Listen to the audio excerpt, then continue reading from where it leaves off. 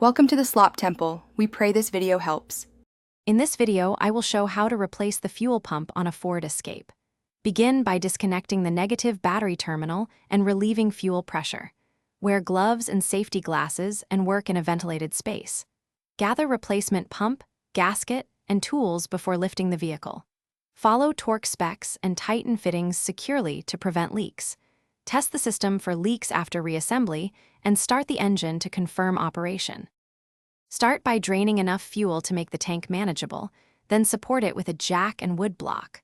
Unbolt the straps and slowly lower the tank while watching for hidden connections. Once lowered, remove the pump retaining ring or bolts and lift out the old assembly with care. Inspect the tank opening and clean any debris, then prepare the new pump with its gasket for installation, following the reverse removal process. If you are finding this video helpful, please subscribe and like to support more repair videos.